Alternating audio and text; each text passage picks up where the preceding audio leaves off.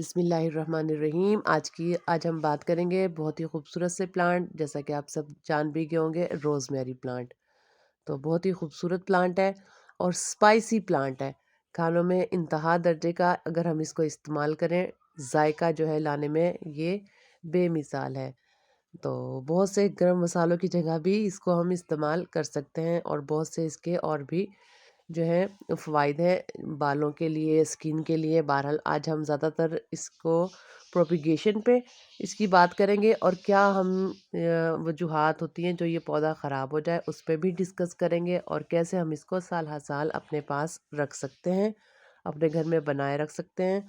और अगर हम इस पौधे को हासिल करने में कामयाब हो जाएँ तो कौन सी टिप्स और ट्रिक्स होंगी कि हम इस प्लांट को सेहतमंदाना तौर पर अपने घर में रखें और ज़्यादा से ज़्यादा इससे फ़ायदे उठा सकें। और बेसिकली ये जो प्लांट है थोड़े ठंडे इलाकों का है और पुदीने से मिलती-जुलती ही इसकी जो है केयर होगी कि पुदीने की तरह हम इसकी एहतियात करें। हार्डी है लेकिन उस सूरत में जब हम इन तमाम बातों का ख़्याल रखेंगे।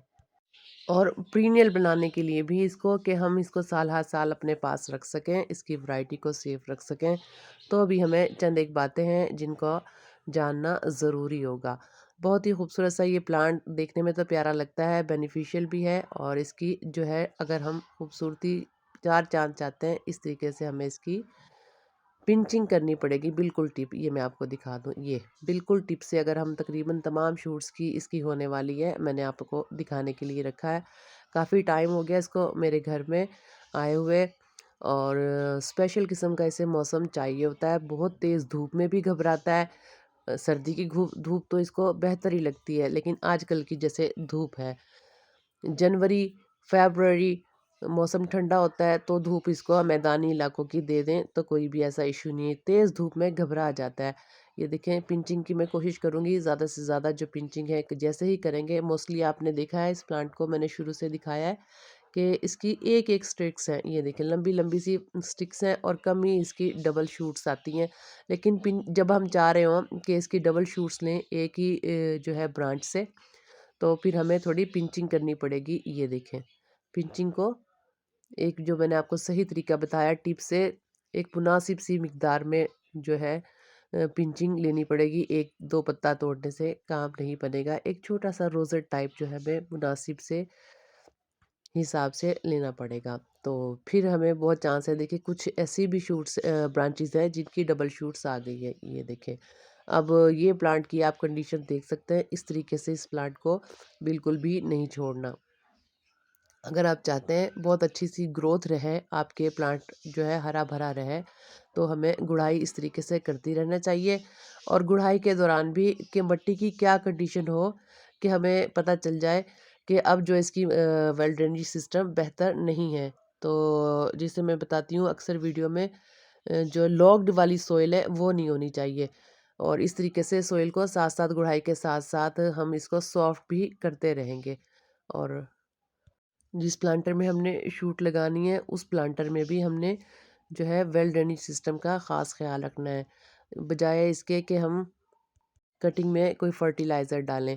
सिर्फ हमने कटिंग लगाते हुए भी वेल ड्रेनेज सिस्टम का ख्याल रखना है कि टिम्बर्स तरह की होती हैं इसकी शूट्स बहुत चांस होते हैं उनको रूट रोट होके इवन अगर हम शूट्स भी लगाएं तो वो भी गल जाती है और कम ही है वो जो शूट्स चलने में कामयाब होती हैं। तो मैं लॉग मिट्टी का भी दिखा देती हूँ कि किस सूरत में हम कहेंगे कि मिट्टी जो है लॉग्ड हो चुकी है। अब यह है इसके अंदर वेल ड्रेनेज सिस्टम जो है बरकरार नहीं रहा है, चाहे आपने किसी भी किस्म का मीडिया कोकोपीट डाला है कुछ भी है, लेकिन अगर वो लॉग्ड होगा और मॉइस्ट रखने के लिए आप इसको जितनी भी कोशिश कर लें ये देखिए ये है लॉग्ड सिस्टम। इस तरह कैसे ढेलों की शक्ल में अगर मिट्टी रहेगी तो आपकी आपने जो भी इसमें सोइल मीडिया इस्तेमाल किया है इसको नम बनाने के लिए, मॉइस्ट रखने के लिए, लेकिन अगर इस तरह के लॉग्ड जो है मिट्टी होगी तो आपका वेल ड्रेनेज सिस्टम बिल्कुल भी बेहतर नहीं रहेगा। बेहतरीन तरीका और गुड़ाई का मकसद भी यही होता है कि मिट्टी को भुरभुरी बना दिया जाए। ठीक है? चंद अरसे के बाद ये केकी शक्ल, लोग्ड शक्ल जो है इख्तियार कर लेती है। इस तरीके से करते हुए और इस स्टेज पे हम इसके अंदर अगर आपकी प्लांट की कंडीशन बेहतर नहीं जा रही है और थोड़ा ग्रीनिश कलर आ रहा है इस मिट्टी पे लेकिन इस मिट्टी पे नहीं था, अगर आपके पास जो प्लांटर है उस पे ओवर वाटरिंग की वजह से या लोकेशन की वजह से ग्रीनिश कलर आ गया, तो आप इस स्टेज पर जो है गुड़ाई के बाद एलोवेरा की चंद स्लाइसेस भी कर सकते हैं। तो अब जनाब बारी आ जाती है इनकी शूट्स की, और अच्छी खासी मैंने पिचिंग तकरीबन तमाम के तमाम जो है प्लांटर की कर दी है। पूरा प्लांटर मेरा जो है पिंचिंग वाला तकरीबन हो गया है, और इस पिन जो हमने पिंच की है इसको भी हम अपने स्पाइस में लीव्स को यूज़ कर सकते हैं अपने खानों में, ख़ास तौर पे दाल के अंदर ये बहुत ही अच्छा टेस्ट देती है। और इसके अलावा ये पिंच की हुई जो लीव्स हैं ज़्यादा मिकदार में, आप ये देखें, ये मैं आपको दिखा रही हूँ कि डबल शूट भी आ जाती है ब्रांच से। एक ही ब्रांच जो है डिवाइड हो रही है, कम ही इसकी ब्रांचेस डिवाइड होती हैं, लेकिन अगर हम ब्रांचेस को डिवाइड करना चाहते हैं तो फिर हमें कटिंग इसकी लेनी पड़ेगी और ये पिंचिंग करनी पड़ेगी। पिंचिंग के बाद ज़्यादा चांस हो जाते हैं कि प्लांट जो है अपनी ब्रांच को डिवाइड कर ले। ज़्यादातर इसकी एक ही सिंगल सिंगल जो स्ट्रिक्स हैं वो निकल रही हैं, और ब्रांचेस के लिए मैंने आपको बता दिया कि आप पिंचिंग कर लें। मैंने ज़्यादातर पिंचिंग के लिए जो नई ब्रांच निकल रही हैं उन्हीं को पिंचिंग किया, ताकि उनके अंदर ज़्यादा चांस हो डबल जो है ब्रांच बनने का। तो इस तरीके से अब मैं थोड़ी शूट्स भी ले लूँगी, और बिल्कुल सिंपल तरीका है इनकी कटिंग को लगाने का। बस ख़ास बात जो हम रखेंगे, अगर आपके पास रूटिंग हार्मोन है वेल एंड गुड, अगर रूटिंग हार्मोन नहीं है तो आप एलोवेरा के स्लाइस में भी इसको डिप कर कर, या फिर इसके अलावा सिनेमन पाउडर या टर्मेरिक पाउडर में, हल्दी के पाउडर में इसकी जो है ब्रांचेस के एंड को, जहाँ से हम लीव हटाते हैं बेस से, बेस को अच्छे तरीके से इन किसी भी चीज़ में डिप करने के बाद आप अच्छे तरीके से लगा सकते हैं। और शूट्स लेने में जो हम एहतियात कर रहे हैं, देखिए हेल्दी शूट्स ले रहे हैं, और कोशिश ये कर रहे हैं कि जो ब्रांच को छोटी से छोटी ब्रांचेस से हम शूट लें, ताकि जो ब्रांचेस हैं वो सही से डिवाइड हो जाएं। ये देखिए मैंने मुनासिब मिकदार में शूट्स सिलेक्ट करते हुए ले लिए हैं, और अच्छी ही हेल्दी शूट्स हैं सब की सब।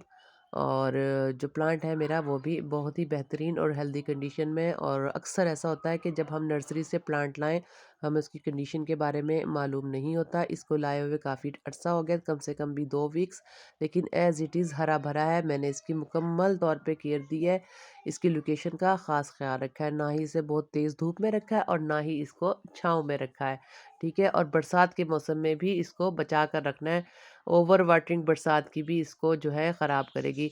अभी आपके पास अगर ये प्लांट बिल्कुल नया है, ठीक है। अब ये देखें वेल ड्रेनेज सिस्टम आप प्लांटर का, प्लांटर में मोस्टली पहले ही रेडी रखती हूँ। ये आप देख सकते हैं कि कैसे थॉरली मैं इसके अंदर पानी डाल रही हूँ, और आप वेल ड्रेनेज सिस्टम आप इसका देख सकते हैं। और जैसे ही मैंने पानी डालना बंद किया, पानी बिल्कुल एकदम से ड्रेन आउट हो गया।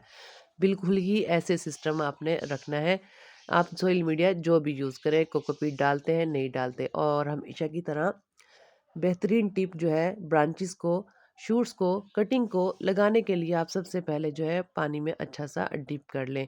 एक जो थर्स्टीपन होता है आपकी लीव्स का, या आप जो कटिंग लगा रहे हैं वो बिल्कुल ख़त्म हो जाता है। उसके बाद आप पानी यानी कि ना भी दें, और आपने कंटेनर को भी अच्छी तरीके से जो है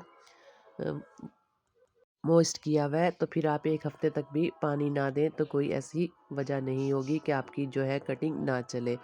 और कोशिश करें लीव्स को खींच कर ना उतारें, हल्का सा रोटेट करने के बाद लीव्स हटाएं, ताकि एक अच्छी सी जो है ब्रांच हमारी शूट कटिंग के लिए रेडी हो जाए। और अगर हम खींच के उतारेंगे तो एक टॉप लेयर सी जो होती है वो उतर जाती है, और इस तरीके से बस इसको डिप कर लेंगे। और टर्मेरिक पाउडर और सिनेमन पाउडर जैसे मैंने बताया, उसमें भी सेम यही टेक्निक हम डिप करने की करेंगे। और अब डायरेक्ट इसको हमने ऐसे नहीं लगाना, तो ऐसे लगा देंगे तो जो हमने इसके ऊपर रूटिंग हार्मोन या फंगीसाइड वगैरह तो हमने ऑलरेडी जो है सोइल मीडिया में जो डाल दिया है। तो इस तरीके से पहले होल बना लेंगे, ताकि जो हमने रूटिंग हार्मोन या स्लाइस के ऊपर से जो भी मटेरियल हमने एलोवेरा का लगाया वो इसके ऊपर लगा रहे हैं, और आराम से इसके अंदर डाल देंगे। इस तरीके से करते हुए मैंने ये शूट लगाई है, और बाकी की बैलेंस शूट भी मैं इसके अंदर ऐसे ही लगा दूंगी। ये देखें बैलेंस शूट भी मैंने लगा दी है। और बस अब इसको काफ़ी अर्से तक जो है पानी ना दें, कम से कम भी 7 दिन तक। लोकेशन इसकी जो है मुकम्मल तौर पे हम थोड़ा सायेदार ब्राइट लाइट में रखेंगे। ब्राइट लाइट हो यानी कि धूप बिल्कुल ना आ रही हो, लेकिन साया हो, रोशनी हो।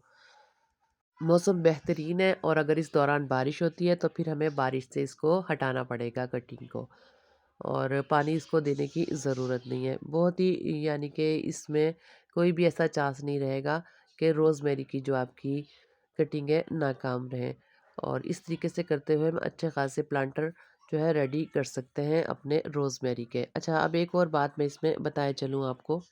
रोज़मेरी को जैसा कि मैंने बताया था, मैं आगे चल के बताऊँगी, प्रीनियल रखने के लिए आपको वक़्तन-फ़वक़्तन इसकी कटिंग्स को लगाते रहना पड़ेगा, और अप्रैल और मई तक में इसकी जो है फ्लावर्स, उनके सीड्स को सँभाल कर रखना पड़ेगा ताकि आप इस प्लांट को अच्छे से अपने घर में रख सकें।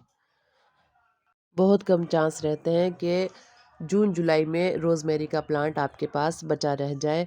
तो जो सीड हैं वही आपको इस प्लांट को पीरियड रखने में, आपके पास वैरायटी रोज़मेरी की सेफ़ रखने में कारआमद साबित होगी, और इसकी प्रोपेगेशन जो आपने सीड को सेव किया है, अक्टूबर नवंबर में आप अच्छे तरीके से लगाएँ और बहुत ही अच्छे से प्लांट आपके बनकर रेडी हो जाएँगे फ़रवरी मार्च, फिर मई जून में, मई से पहले-पहले तक, यानी कि मिड मई या अप्रैल के एंड तक जो आप इसकी फ्लावरिंग में सीड्स भी देख सकते हैं। बहुत शुक्रिया। अपना और अपने प्यारों का ख़्याल रखिएगा। रोज़मेरी के हवाले से कोई भी क्वेश्चन आपके माइंड में है मुझसे पूछ लें।